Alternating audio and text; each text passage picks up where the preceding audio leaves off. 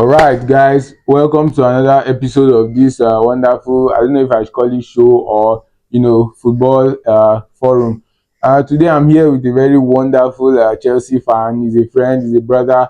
I've known him for a while now, and he has supported Chelsea for nearly another decade. He said almost 2 decades, but I don't believe that. Today we have him on the show. His name is Mr. Taiwo Damilola. And I want to say a very big welcome to you, Mr. Damilola. Thank you very much, Antolo. Yeah, a dear friend and a brother. And let me let you know, I am older than Chelsea's current captain, Rhys James. So I've been supporting Chelsea for close to 2 decades now. Mr. Man, what is Rhys James' age on paper? What is your age? Let us go with our What is football Rhys age. James' I'm age older on than paper? those What is guys. your age on paper? Anyways, we are here because Chelsea actually emerged victorious in their in their Club World Cup final, and somehow they were able to trample upon PSG, especially in the first half. They basically sealed the win. Of course, some people were hoping for a comeback, but it didn't come back. It didn't come back at all. So from the first half, that match was already sealed, and it was wonderful to see that Palmer could actually come back from missing an open net in the first 9 minutes of the game to actually score a brace in that same first half. As a Chelsea fan and as somebody that has watched Chelsea over the years, how did this Club World Cup final result make you feel? It made me feel nice because we have been a club who our mode of winning is changing coaches, but that actually took a different route when this new ownership came. However, looking at this new ownership, we saw that when they came in, they met Thomas Tuchel and they boot him out. Then they took all the backroom staff of Brighton, including Potter. Potter came, did his bit and left. Then they went for I think Lampard also came in for a short stint. Then Pochettino. After Pochettino, now we had Enzo Maresca, and Enzo Maresca, when he came in his first 15 games or so, it was everything was going well. Then mid-season went sideways, and but we saw ourselves, still going for what is it called now? Going for the Conference League that Pochettino left us with the previous season after Man U beat us to the Europa League and spot. So then going to the Europa League final, we as Chelsea fans wanted to take that as a compensation for the season. So, however, what made me feel great about this trophy is that even if most fans, the thing that most fans are getting from it, they have to start calling the club, the tournament, a preseason tournament. But the way FIFA announced this tournament, they let you know that it is a genuine tournament. It's a trophy that FIFA took dear to their heart, taking it to the nation of America, taking the original trophy to the White House and giving the winners the replica of it. And what is it called now? Donald Trump was present at the final, and the finals, man, going against PSG. I think even personally, the bias I had two bias going into that game. First, as a Chelsea fan, I was just a little bit optimistic that my team might win. However, I've been following data because I'm a data analyst here.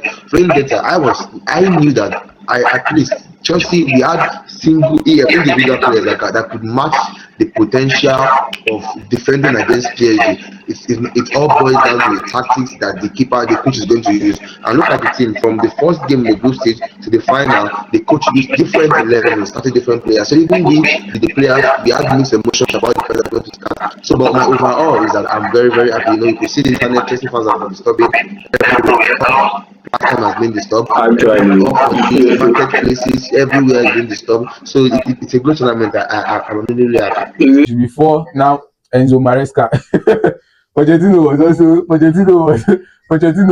also a big thing in Chelsea before they had to also drop him, and finally they settled for Maresca. Chelsea has been coming and coming, just that because they have been coming slowly and steadily, nobody really saw their growth or improvement. It was always just people complaining about Nicolas Jackson coming to drag Nicolas Jackson. This season alone, the growth Chelsea went through, the mentality of the team after not even getting so much time together, they were able to qualify for the Champions League, finish in the top four.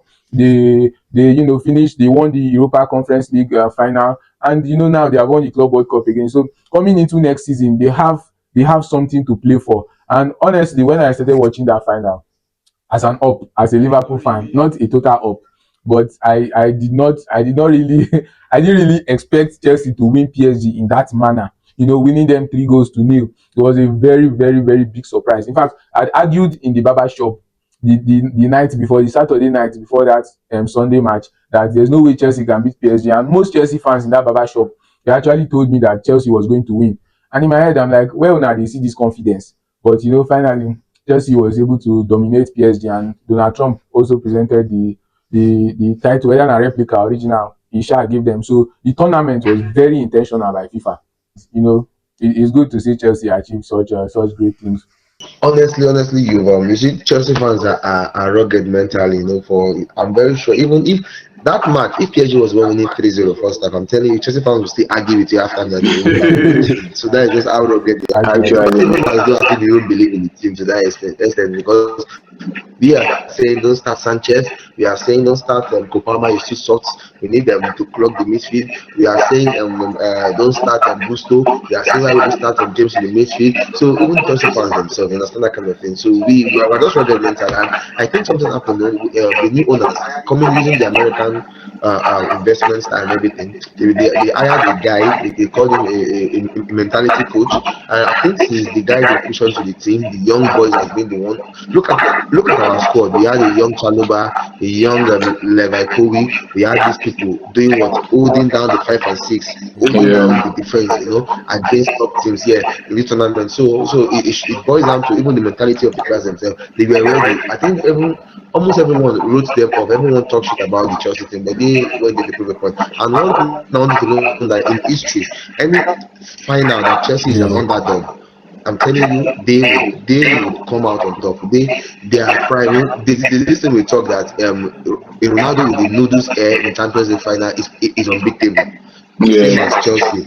The Chelsea in the final as an underdog, they tend to be unbeatable. They've done it against Bayern Munich, the Champions League against Bayern I Munich just in wanted to Germany. even speak about that They Bayern did it Munich. again. So hey, that's what I'm trying to say. So now Chelsea did something. Chelsea saw the game, against Atletico Madrid, the game against Inter Miami, the game against Madrid, Real Madrid, and you saw that PSG intensity comes in the first half, and that first half, the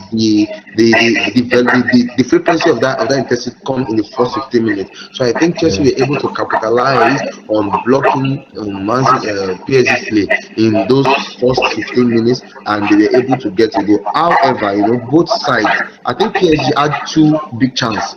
Chelsea had one. Palmer lost one big chance. PSG Yeah. had two big chances that made the game either 2-0 or 2-1 before Chelsea started the riot. So it just boiled down to who wanted it more. I think Chelsea players wanted it more. They had a point to prove. Their journey coming, like we stated earlier, their journey coming to this tournament has been what has been different. So it was good that the game, boiled down to the tactics. The Chelsea match, that the Chelsea game that both coaches play, and I'm happy as a Chelsea fan that Enzo Maresca came out victorious in that game. when we had the conversation earlier about this game, obviously we said the Enzo Maresca, who is the head coach of the team, he played Rhys James deep in the midfield and partnered him with Moses Caicedo, and we saw a partnership of, in fact, a generational partnership there, because it was almost as if they created a block and said, you know what, no PSG player will pass here, and even if they pass here, we'll run after them till maybe just like till the weakest man gets tired and we retrieve the ball. So they came inside that match with the mentality that we do this thing or we die. So I think it was very important to see other, Chelsea players that we are very much used to seeing in one position play another different position and actually deliver the role well. For somebody like Kopama received a pass from the back. I mean, deep into the back, he received that pass and was still able to convert it and make something out of it. The pass where he got the ball from Malugusto to finish off, the goal. That goal was originally not meant for him. We saw it, but he was able to receive the ball, and in a split second, he could decide on what to do and quickly, demolish the ball. So that is actually a very good, show that he actually is a smart player and he can find himself anywhere and make up for it. Absolutely, you've nailed you've hit the nail on the head. The Palmer mentioned something at the post-match in the interview, that the coach tried a lot of ways to free him up, and you see, personally, as an analyst, I follow games even from the training. Look at the training. What is the coach preparing the player for? And we saw that match, the semi-final, Cancelo had an injury he miscoached. So we were thinking that Cancelo will not play, and we saw in the training that the coach prepared Nkuku to play four. So you are preparing Nkuku to play four, and you are preparing Rich James to play midfield. So we are now looking at what is the possibility of this coach. And he bought some new guys. There's one guy called El Cibo. We're thinking that guy is going to play, but we're not looking at the possibilities of the coach using players to handle the midfielders of PSG that are compact. Cucurella's here. They have Vitinha, they have Fabian Ruiz, and they have Joao. I think Joao Neves, the guy that They had dragged Cucurella's here. through Cucurella. Yes.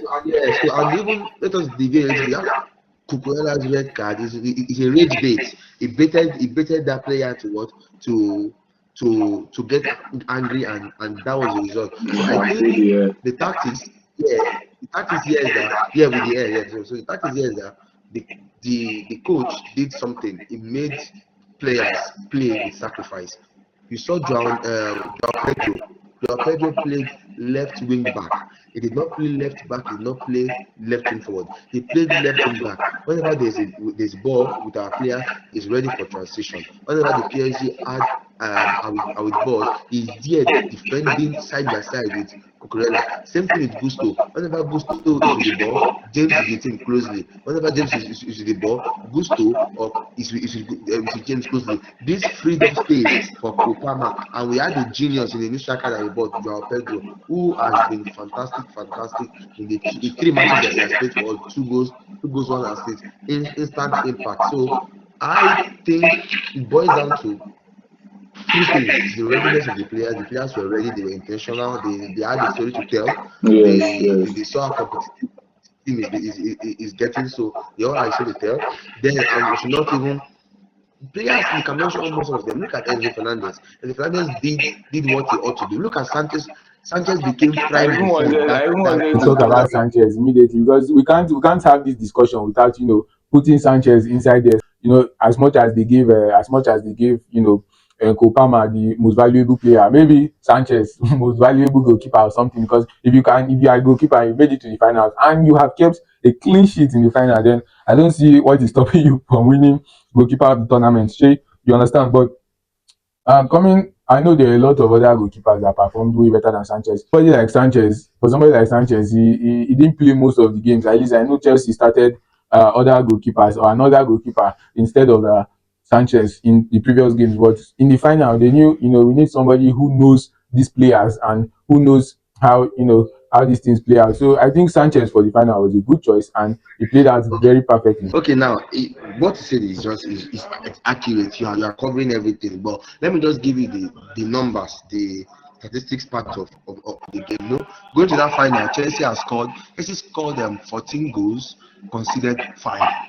While PSG scored 16 goals, conceded 1. one. You Yeah. understand? So they concede 1 goal. And that 1 goal came from who? Came from the one game they lost against Botafogo. Understand? And they trash Atletico 4, Inter Miami 4, PSG, Real Madrid 3, and So, however, Sanchez on the other side has conceded against Flamengo, conceded against Palmeiras, conceded against Fluminense. Benfica, though he pulled up, he pulled up a classic game in that final. It was even at the end of the game, the other three reserve keepers at the bench went straight to him, to give him a Attili hug for you to know the amount of How well he performances he performed. put out there. So the team, yeah. So the team boiled out to the first point I made. I say Chelsea players were intentional, and they were ready to seize the opportunity in that tournament, and it's going to go down in history because for the next 4 years, that is for the next 1,000 days, Chelsea will be wearing a badge crested on their jersey Club that they World are the Cup world champions. champions. So it's just now, yes, so as a Chelsea fan now, if I'm bantering you, and there's nothing left to do, I'll just bring out my Club World Cup to you. If Chelsea is losing, I'm sure. Do you know what? We can make a bet that Enzo, Levi Cohen, and I don't know, maybe Cucurella will be among the first players to point that badge to an opposing team in the coming season. So and you're going to see how furious these players are going to be. It's just the weight that this tournament carries. So it's a very impressive defensive game. And on the flip side, if I talk about the PSG side, what happened? What tactics did they bring? Why is Dembele shot out of the team? Dembele was. I saw a part where Dembele was dropped deep, not even into the midfield, dropped deep into their 18 to receive one pass, and he checked behind him, thinking that the centre back will follow him. You The centre see, back didn't follow him. you He see just left alone and left what a huge gap. you see you see what what happened with Dembele was, at some point in the game, they had already accepted defeat. We have seen this with so many attackers and strikers. When you know that, okay, there's nothing we can do no more, and they start going deep into the midfield, so they can just be like, okay.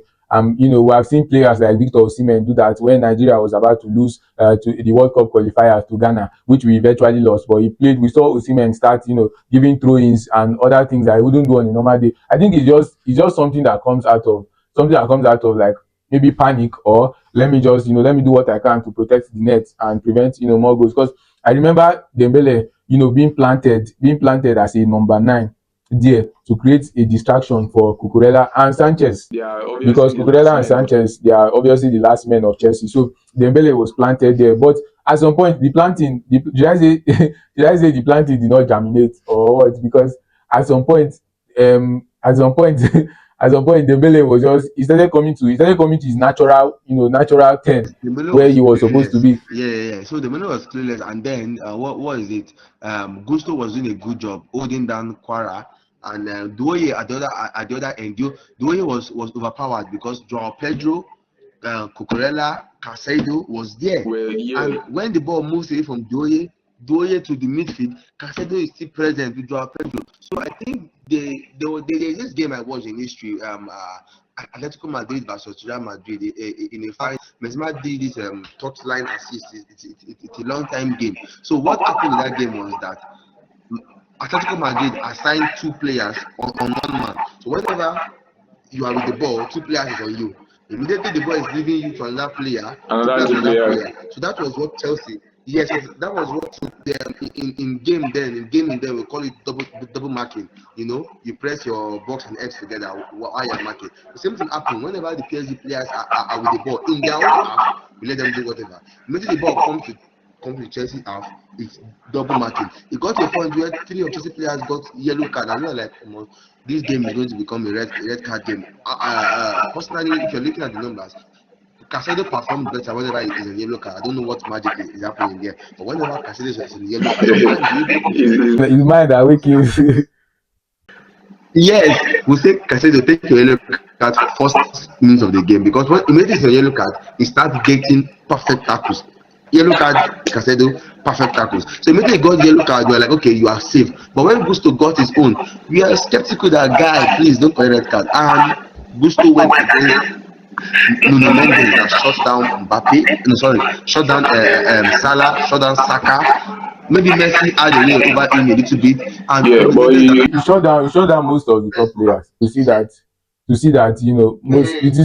Chelsea players were able to overpower him. It was something good to see, because it was almost as if The three, the three goals came from his wing.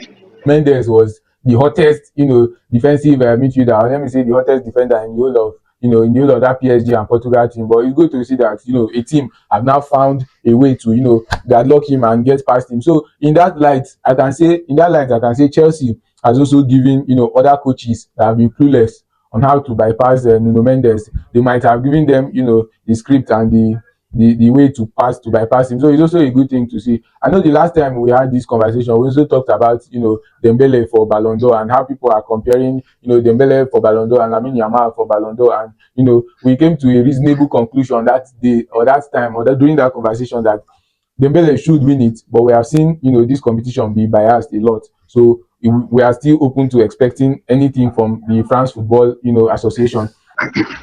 Well.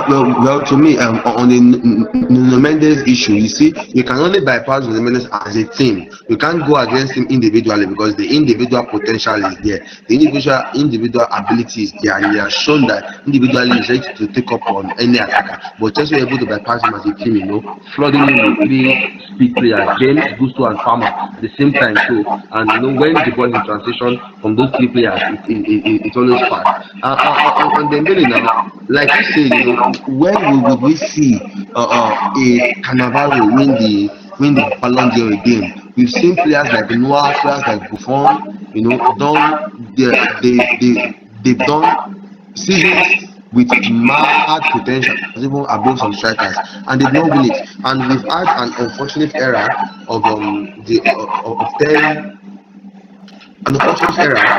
10 to 12 seasons where we had just two people winning the Ballon d'Or, Ronaldo, Yeah, Messi. Messi, You Ronaldo, know, like Messi, players like Hazard, players like Griezmann, players Van like Dijk. Iniesta, players like Pogba at their prime, players like Neymar, Van Dijk, Salah. All those guys were denied a chance of placing their hand on that trophy because of these two men.